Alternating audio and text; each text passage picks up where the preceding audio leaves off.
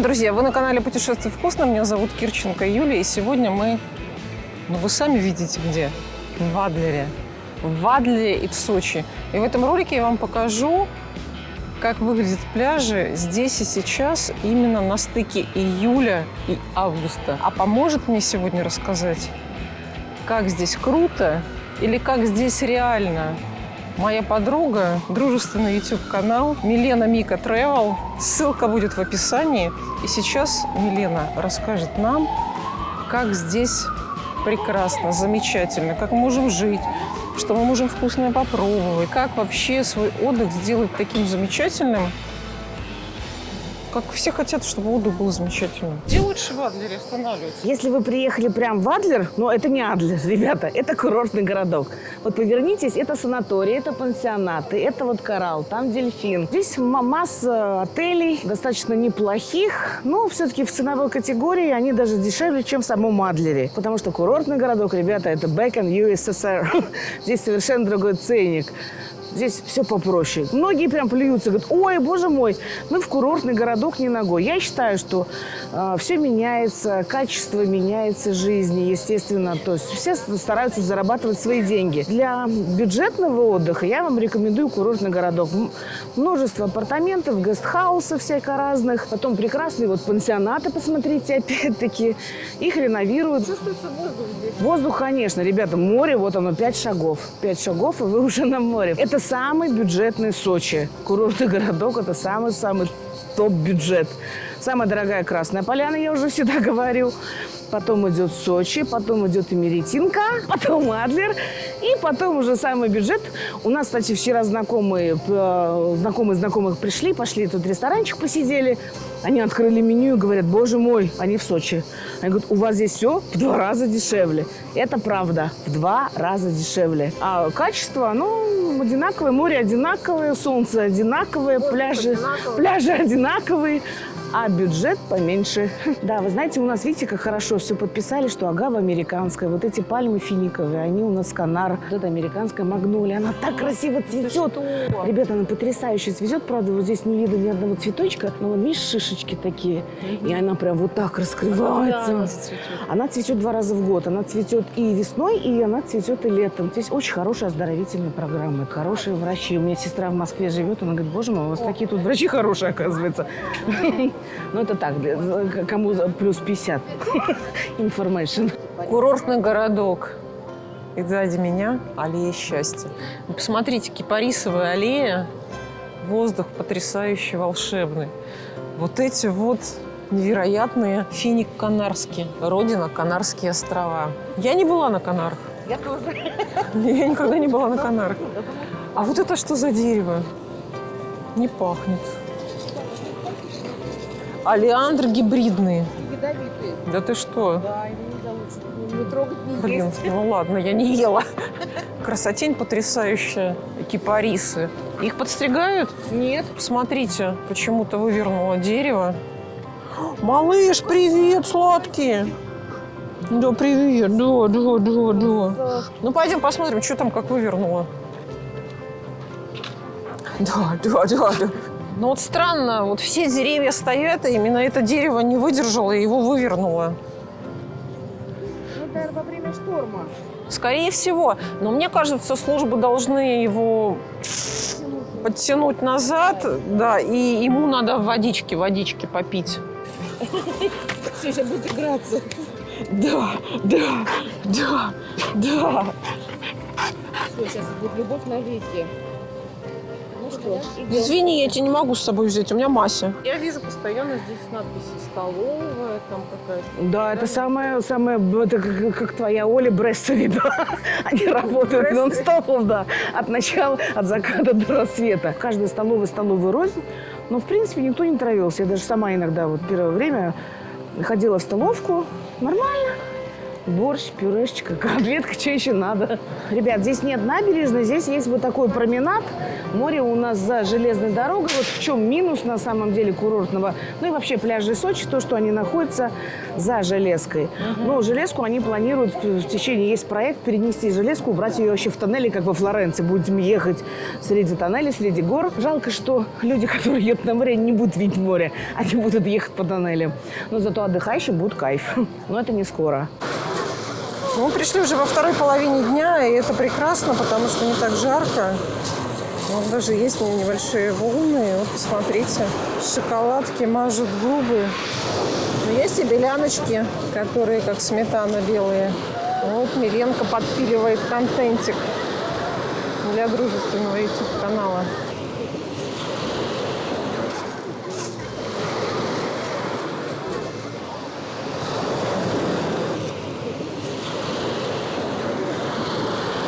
Ну, что я хочу сказать? Первые эмоции потрясающие. Вот эта вот галька невероятная, которая не надо никакие тапки. Вот такие тапки тоже не надо. Нужно ходить босиком, потому что это терапия, это тепло. И вот эти вот волны, которые... Ну, ты можешь плавать там, а можешь лежать на бережочке. Тебя будут они окутывать, обнимать и массажировать. Это бесценно. Курортный городок. Я не знаю, я еще, конечно, сделаю обзор разных пляжей, но пока он в моем сердце уже остался.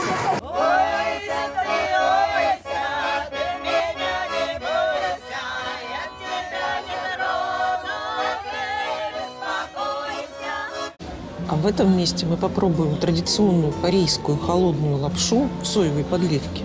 Вообще ее придворная элита ела летом обычно. Знаете, друзья, что такое кукси? Я никогда не знала. Это корейская холодная окрошка. Ее нужно есть ледяной. Зачем? Это восторг. Восторг? Восторг. Могу с собой потом еще завернуть. Да что? С удовольствием. Была узбекская кухня и корейская кухня, но они были, так сказать, один в один. Плов и кукси – это братья. На самом деле я не палочкоед. Надо кукси перемешать. Хотя мясо должно остаться на своем месте. Каждый салат должен остаться на своем месте. Там еще много салатов, да? Да, тут 4 салата. Это мясо, это омлет, это овощи. Красота. Ребят, красота. Ну все. А что ништяк делать вот так? Через забор. Из Адлера в Сочи можно добраться на ЖД-транспорте, а билеты найти на Яндекс.Путешествиях. Ссылка будет в описании. А еще до Сочи и до Адлера можно долететь на самолете, билеты купить на Авиасейлс. Ссылка тоже будет в описании. И посмотрите, какие пляжи. Прям огромное количество. Сейчас пойдем на один из самых считающихся крутых пляжей в Сочи. А вот тут обратите внимание, я, честно говоря, из этих людей, Пелагею слышала, про Норкина слышала с точки зрения какого-то журналистского характера. Вдова, понятно, шансон у нас всегда музыка номер один в стране. Вчера, например, в караоке моя подруга с дружественного YouTube-канала пела 2 песни. Вот.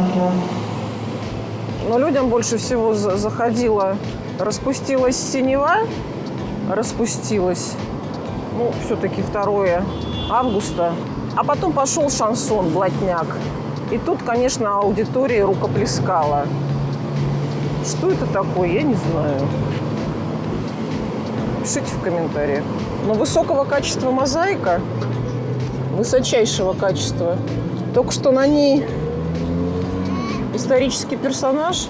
Пусть будет, что. Раз уж так, пусть будет.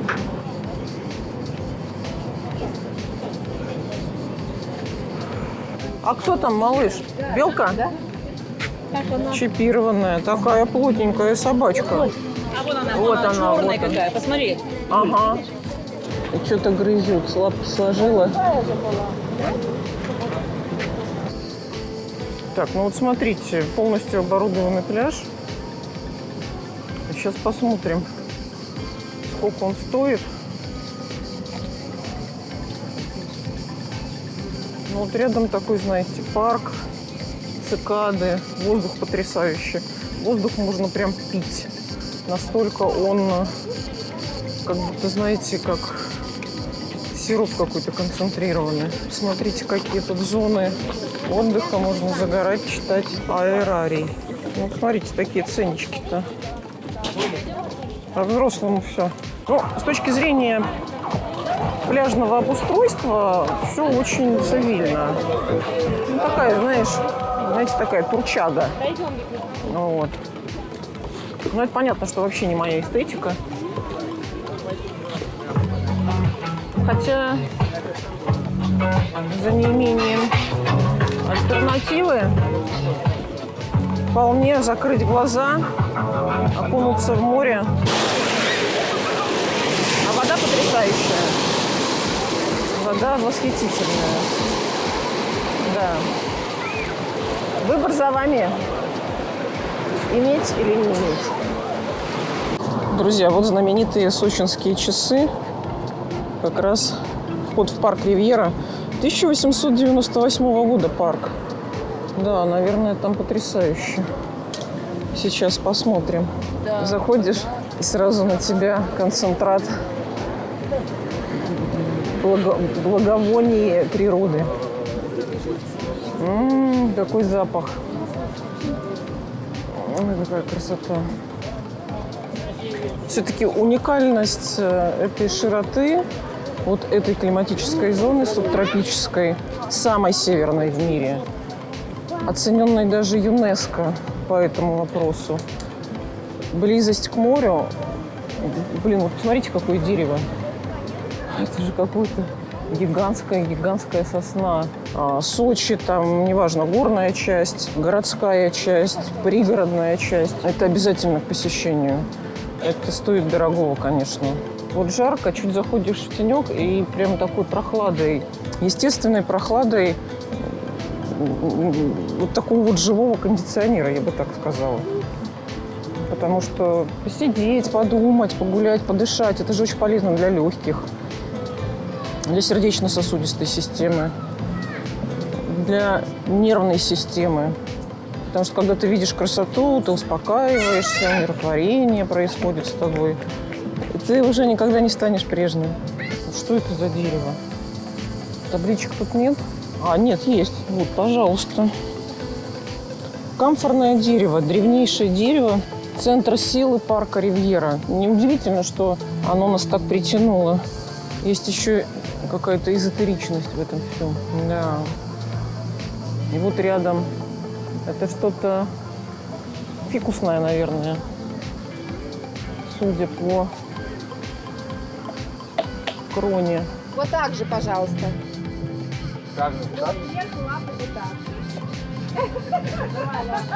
Одно лицо. Представляете, идем, а тут вот дольмены.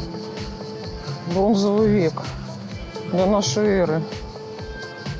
Ну вот посмотрите, какая же красота. Вот человек, который сделал этот парк, он построил себе такую дачу. Потрясающе красиво. И тут тебе сразу же цветы. Олеандр? Ой, какие лохматки-то красивые. Ой, прям как будто бы шерстяные. Блин, как же круто, что у нас в стране есть субтропическая зона. Это прям очень круто. Какое величие, роскошество и красота.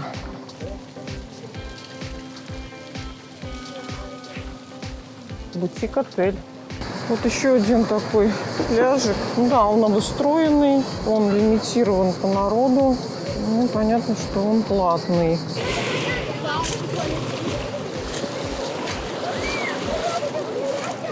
Такой достаточно резкий вход.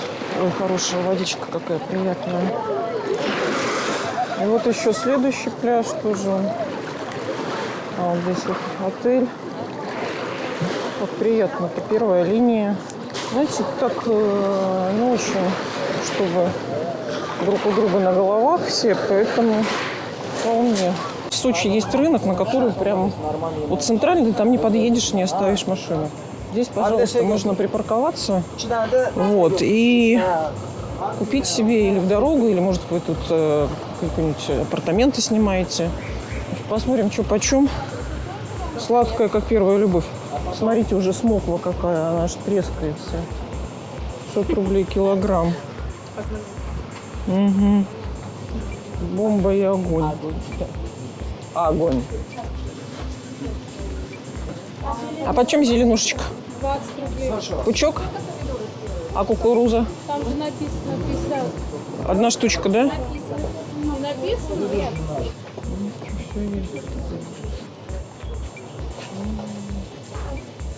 Чурчхела.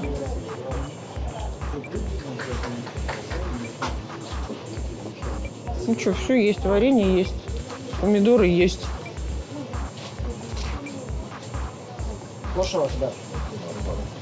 Даже батат есть. Даже я есть. Представляете? Вы вообще красавец. Спасибо. Да, что дальше? Смотрите, какой красавец.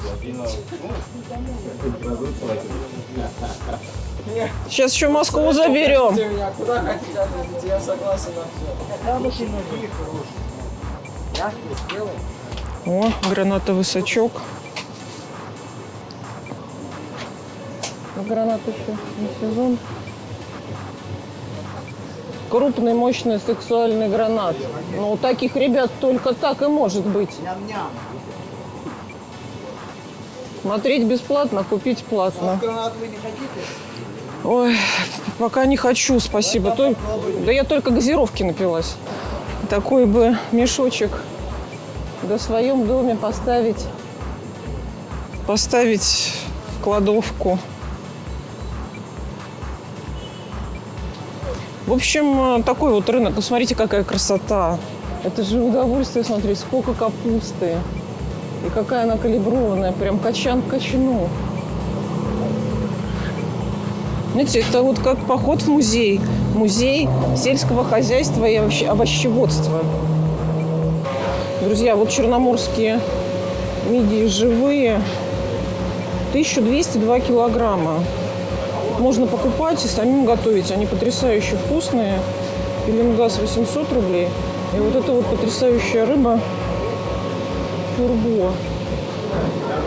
Барабулечка уже потрошенная. 2300. 3802 килограмма. Сарган, хамса. Да. А вот такая рыба, почем она? 1700 килограмм. Ага, это тюрбо, да? Да. Калкан. Черноморский калкан. Это как сознала, что ли? Да. Да, отличный рынок, друзья мои. И... Ой, какие курицы красивые у вас. Ага. Мраморная говядина. В общем, рынок, толкучки нет, людей тут мало. В тени и на свежем воздухе. Никаких нет запахов, которые могут быть. Вот, пожалуйста, тут корейские всякие дела, кимчи. Да, слушайте, я прям удовольствие получила и с людьми пообщалась. И да. Ух ты, спинки индейки. Спинки индейки 190 рублей. Потрясающе. Филе бедра куриного. Вот такая курочка красивая. Сыры так потрясающе пахнут. Так, ну это вот кавказская история. Сулугуни во всех видах. Абхазский сыр копченый, козий сыр. Сулугуни, адыгейский. Сами понимаете, приходить на рынок нужно на сытый желудок, потому что вы тогда начнете что надо, что не надо вам покупать. И лучше составлять списки. Ой, как молочка аппетитно выглядит. Творог 230 рублей. Прямо молочко, видишь? Ой, какие. Молочко. Смотрите, какие. Красивые какие, какой сыр. Сулугуни же это, да? Сколько стоит? 520 за кг. Прекрасно. Перепелиные яйца домашние. Да. Какая красота. И одна сплошная. Вся таблица Менделеева там есть. Ой, как вкусно пахнет.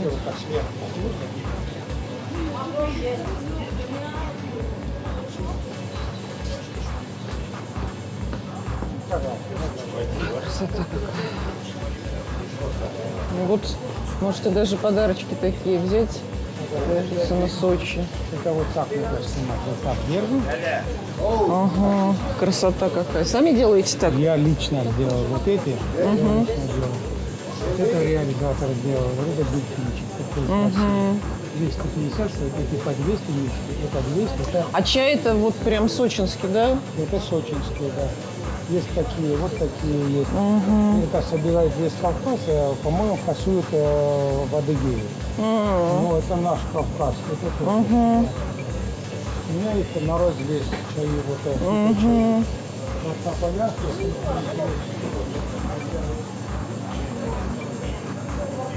Чебрец. А специи делали я сам. Сами делаете, да? Да, вон запах, смотрите, какие запахи здесь. Фантастика.